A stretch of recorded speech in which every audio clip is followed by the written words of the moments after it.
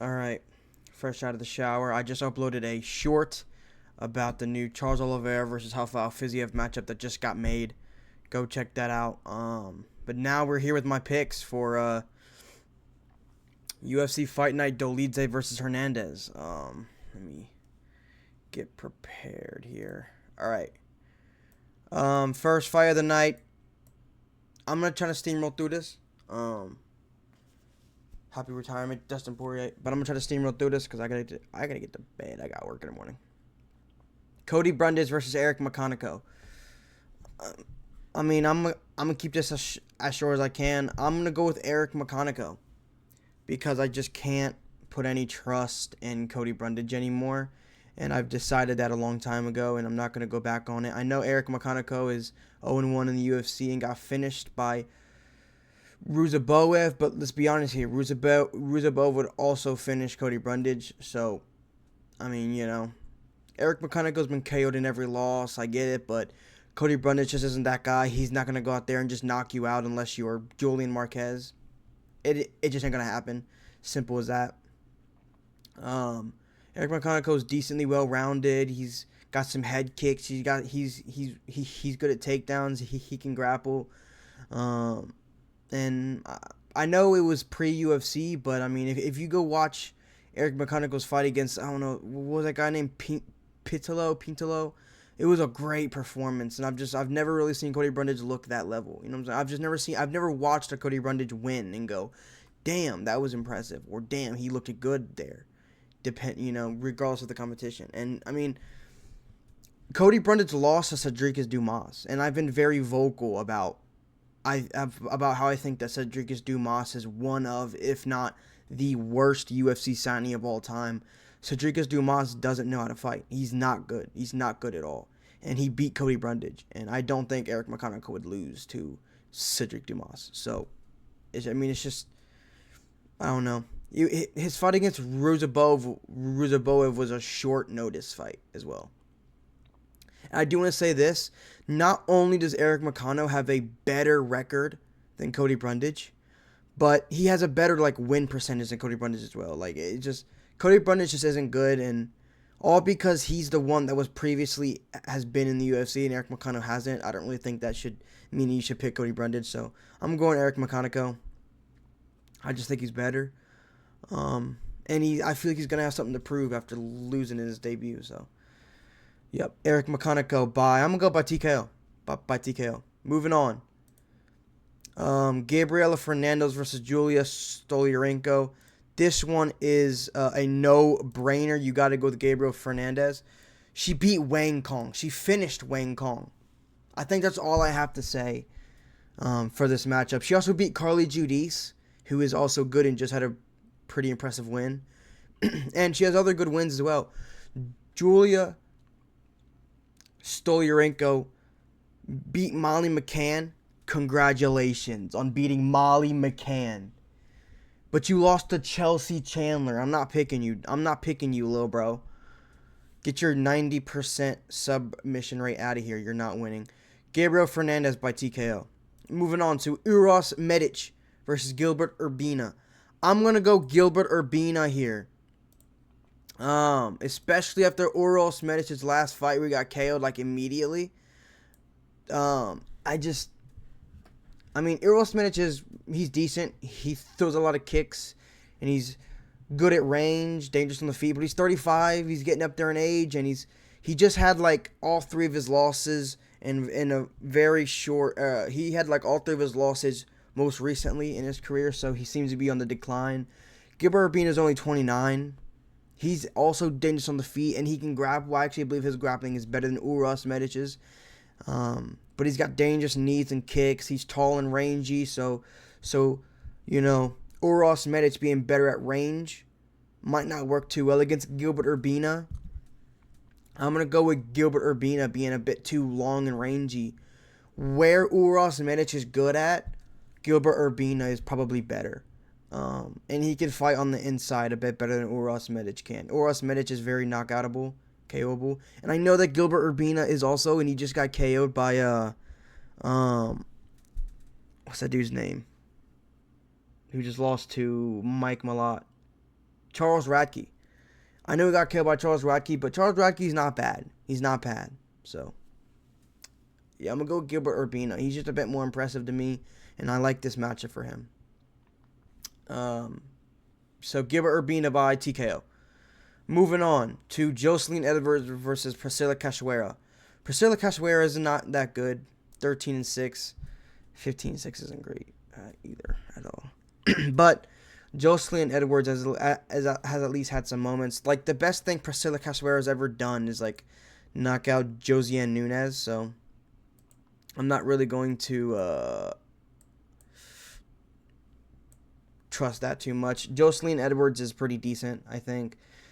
She's better than her record suggests, I will say. And Priscilla Cachoeira is not. Priscilla Cachoeira hits a bit hard. She does. But so does Jocelyn Edwards. I think Jocelyn Edwards is a bit more technical, and she's a better grappler as well. I just don't see many areas here where Priscilla can be successful, whereas I see Edwards being able to be successful everywhere. So I'm going to go with Priscilla by decision. No. I'm going to go with Jocelyn Edwards by decision. Moving on. Elijah Smith versus Toshimi Kazama.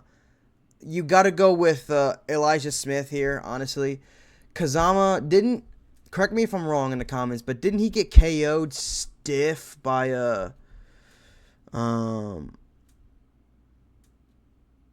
Nakamura, by Rinya Nakamura? Didn't he KO him stiff? And I ain't saying that's, like, bad, but, I mean, come on now. I don't know. I don't think Kazama has any notable performances, really, and Elijah Smith does. He's 8-1. He's a good prospect, and I do think Elijah Smith is pretty damn good and has a lot of potential. So, yeah, I'm going to go with him. Kazama just doesn't have it. You know, I look at Kazama, and I just don't really see that much talent. But I look at Elijah Smith, and I just see a lot of talent. You know, there's just a talent difference here, and I also think that Elijah Smith has the finishing potential as well. And you guys know how I feel about finishing potential. If anyone's going to get a finish, it's Elijah Smith. If it's going to go to a decision, the fact that Elijah Smith has the finishing potential going in means that he more than likely will still be able to land more, do more damage in the rounds to win rounds. So I'm going to go Elijah Smith by decision, though. I don't know. He might be able to finish him. I'm not too sure here.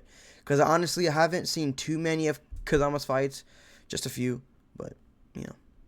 Elijah Smith is going to win. Moving on. Julius Walker versus Rafael Sakara. I don't really care enough to really fucking pronounce it. I'm going to go with Julius Walker. Now, I will say, I am not that confident in Julius Walker. Even though I'm picking him. And I'll tell you why. Julius Walker's last win was outside the UFC, and I was very unimpressed. I forgot the dude's name, but I was very unimpressed. He's 0-1 in the UFC, just lost to Alonzo Menifield, which I picked Menifield to win because Julius Walker is a grappler at base, and grapplers don't beat Menifield. They never have, and they never will.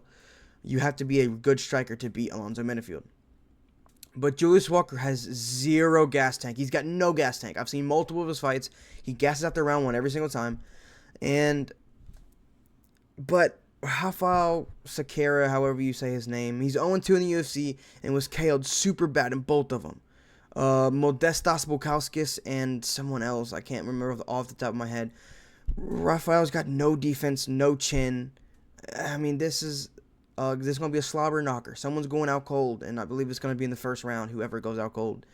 The reason I'm siding with Julius Walker is the fact that Rafael is 0-2 in the UFC, with both being very brutal knockout losses in round one. Already off the rip, I can't trust that. How can you get knocked out brutally in the first round in your only two fights in the UFC and expect people to pick you? At least Julius Walker made it to a decision against Menifield, where he hurt Menifield on the feet. That's a big one. He did clip Menifield on the feet and jelly leg him for a few seconds. And that is all I needed to see from Julius Walker to think that he knocks out, to become the third man that knocks out Rafael. If this goes past round one, Maybe Rafael can win because that shows that Julius Walker can't knock him out, and Julius Walker after round 1 is going to slow down and not have to pop in his shots. So, but I'm going to trust Julius Walker to knock him out in the first round because you just can't trust Rafael after his last 2 fights. At least Julius Walker has had some moments in the UFC. So, I will say though, Rafael was landing really nice 1-2s all round long against Modestas Bukalskis before he got knocked out. And he was kind of tagging him. So there is a way for him to knock out Julius Walker, who is a grappler and isn't the best striker, but I'm still going to go with Julius Walker by knockout in round 1. Moving on to Eric Anders versus Christian Leroy Duncan. This is going to be the shortest prediction fight on this card. Christian Leroy Duncan is going to win, and he's going to beat the shit out of Eric Anders. Eric Anders is awful. He cannot fight, and Christian Leroy Duncan is really good. I mean, that's all there is to it. This is literally a, over here, I still don't understand camera. Okay. This right here is a shitty fighter that cannot fight and sucks and is old versus a younger, genuinely good prospect who has never been dominated and always looks good, win or lose. And you lost a decision to Christian Rodriguez. That's amazing. You beat up on Andre Puliev. I mean, Christian Leroy Duncan's good, and he's going to win by TKO in round 2. And moving on to Miles Johns versus Gene Matsumoto. I'm going to go with Gene Matsumoto here. Because one reason is because Miles Johns doesn't throw in combinations. Miles Johns is a one-hitter quitter. He looks for the one shot and doesn't follow up, and he's tough. I will say he's very tough and he's well-rounded. He can do everything, but he's just too patient and he doesn't do enough. And Gene Matsumoto, he just lost his O against Rob Font, which in a fight he honestly could have won. I gave it to Rob Font, but I do see arguments there for Gene Matsumoto. He's got good takedowns. He does chase submissions, so he will be looking for finishes. But he will throw on the feet. He likes to throw leg kicks. And, I just see Gene Matsumoto just doing too much and being too much of a presence out there for Miles Johns, who's probably going to, for 3 rounds, throw at most 2-punch combinations and look for one-hitter quitters against Gene Matsumoto. And when he realizes they're not there, Gene Matsumoto's already going to be up on the scorecards. So I think Gene Matsumoto's going to win this by decision. Unanimous decisions, 30-27, honestly. I don't know if I see Miles Johns winning a round because he doesn't do enough. He's not, he doesn't go out there to fight. He goes out there to knock out. And when you look for those one shots and don't follow up, especially against someone as good as Gene Matsumoto, it never works out well for you. So, yeah, Gene Matsumoto by decision. Moving on to Andre Fili versus C-Rod Christian Rodriguez. Now, I'm going to be honest with you guys. I tried everything in my power to pick Andre Fili because I really like Andre Fili. And ever since I have started being a UFC fan, Andre Fili has been one of my favorites to watch. I love Andre Fili. He's got a cool personality and a really cool fight style. I just can't trust him here, though. He's a good and powerful striker, and he's going to be better on the feet than Christian Rodriguez, but he's older, and he just lost, and then the first round, a sub to Miquel Acosta, which I do want to be honest about. I do think Andre Fili was getting the better of the striking exchanges in that fight before he was the one that shot a takedown and ended up in a guillotine and lost. If Andre Fili had not shot a takedown and tried to stay on the feet, he could have won, maybe, who knows? We don't know. But the thing is that Christian Rodriguez also lost to Miquel Acosta, but he made it a really competitive fight. And the fact that Andre Fili was submitted by Miquel Acosta so easily, I'm taking Christian Rodriguez by submission as well. Because he's a good grappler. He's well-rounded. He can strike as well, but Andre Fili is going to be better on the feet. But Christian Rodriguez is much younger. And he's decently experienced for his age as well. So I just see Christian Rodriguez forcing the grappling, and he had a very tight Darce choke on Miquel Acosta. And I don't see a scenario in which Christian Rodriguez doesn't get Andre Fili in a tight submission. And if he does, I don't see a scenario in which Andre Fili gets out of it. So I'm going Christian Rodriguez by submission. He's just too good, and he's young. Andre Fili's on the tail end of his career. He can probably still produce some fun fights, but you have to matchmake him accordingly. This is not matchmaking him accordingly. He will lose his fight to Christian Rodriguez by submission in round 2. Moving on to Yasmin Lucindo versus Angela Hill. Now, Angela Hill she has been around for so goddamn long. It's incredible how long she's been around. 18-14 is an absolute dog shit record, though. And Yasmin Lucindo is a lesbian, and she is very manly. So she's going to win this fight because that's how you judge women's MMA, it seems like these days. It always seems like the more masculine they look, the more they win. And Angela Hill she's decent technically. On a technical level, dude, Angela Hill is pretty fucking decent. And there's actually been some fights that she has lost that I actually think she won. Like, I think she won her fight against Amanda Lemos when they had that fight. You know, I think she won against, there's another person. I can't remember the name right now. But Yasmin Lucindo, she's got some good wins herself. And I don't know. Angela Hill's older as well, and she's been around for so long. And I don't know. She's so much bigger and stronger and thicker than Angela Hill. Angela Hill has always been a bit scrawny and not strong enough for a lot of grappling scenarios and stuff. So, you know, as much as Angela Hill is cool. I do like Angela Hill. I think she's cool, man. But, you know, she beat Yasmin Lucindo beat Marina Rodriguez, which I actually don't think is a bad, win. And she beat, who else did she beat? I know she beat somebody else that's, like, decent. She fought Yasmin Yerwegwi. I think Yasmin won, but Yasmin's good. So, yeah, I'm going to go with Yasmin Lucindo here over Angela Hill by decision because Angela Hill is incredibly hard to finish. So, yeah, Yasmin Lucindo just by being too strong, too physical. Moving on to the co-main event of Steve Erceg versus O'Day Osborne. This is a mismatch. I'm going to be honest here.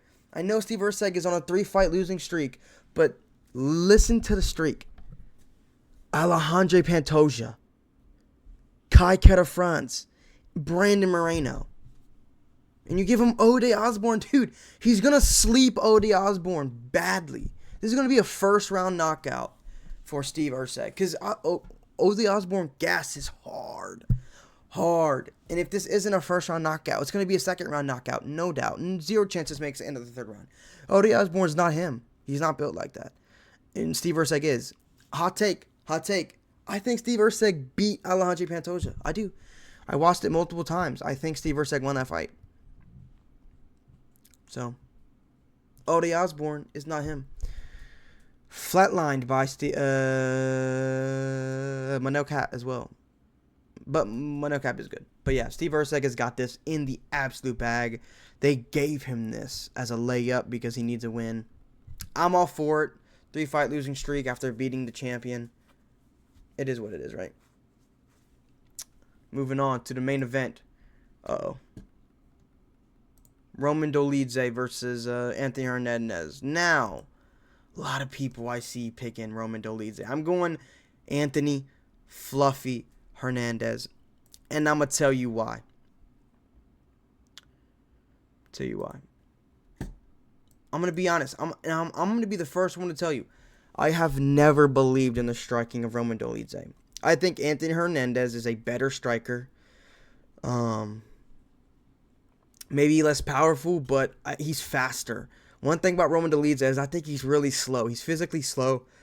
He's sloppy, and he has just never really impressed me on the feet. Roman Dolidze is a great grappler. He is. He's great jiu-jitsu. Maybe even better jiu-jitsu than Hernandez. But I think Hernandez is a better wrestler. Never mind grappler. He's a better wrestler, and he's a better striker, and he mixes the two in perfectly. Much better than anybody else in the division. Nobody mixes the striking and the wrestling and the grappling like Fluffy Hernandez. And he's got unreal cardio, dude. Unreal cardio. I don't see a scenario in which Roman Dolidze finishes this early, and I think it's going to go into the later rounds. And, dude, I think Dolidze is going to gas hard with all the grappling exchanges and the pressure of Fluffy Hernandez. I see this fight being a bit more competitive version of the Michel Pereira fight because Dolidze is better than Michel Pereira, and Dolidze would beat Michel Pereira as well. But Roman Dolidze will be a bit more combative and he will be a lot more competitive. But I do think he'll gas third or fourth round and Fluffy will just take over. And I actually do think he's going to submit Roman Dolidze in round 4 or 5 after Roman gasses out. I think it's going to be, I think it's going to be similar to the Rodolfo Vieira fight, other than the fact that Rodolfo Vieira was winning earlier. I think it's going to be very 50-50 first 2 rounds, and then but maybe slight edge to Fluffy Hernandez, and then the later rounds, Roman's going to gas out, and we're going to see Fluffy Hernandez do his thing, pick it up, do more as the fight goes on, and melt Roman Dolidze in the later rounds. I think he's going to submit Roman Dolidze. I just think he's better, more well-rounded. And I really do believe in Fluffy Hernandez, and I don't believe too much in Roman Dolidze. He just isn't impressive to me personally, and if he's impressive to you, then that's fine. I totally understand it. And I do understand a Roman Dolidze pick here. Roman Dolidze is underrated as hell, and, well, I don't think he's underrated as hell. I don't know. I thought at one point he was underrated around the first Marvin Vettori fight, but past then, I don't know, man. He got his ass whooped by, Nasruddin Imavov, who I also do think would beat Fluffy Hernandez, so maybe it's not the best example, but yes, I think that Fluffy Hernandez has got this in the bag, and this fight was supposed to happen last year. I forgot who pulled out, but this fight was supposed to happen last year, and Fluffy Hernandez says that he. Oh, that scared the shit out of me. I don't know if you guys heard that, but there was a notification on my PC. Fluffy Hernandez says that he has got Roman Dolidze completely figured out, and I believe him. I believe him 100%. I think he's just got more to his game than Roman Dolidze does, and yeah, I just trust him more in this matchup. Roman Dolidze is just not, he's not impressive to me enough. So, Fluffy Hernandez by round 4 or 5 submission. All right, I'm hop off here. What am I at? I'm at 22 minutes. That's fine. That's pretty quick for all these fights, but that's it. I'm gonna end it off here. I gotta get to bed. I appreciate you guys for watching.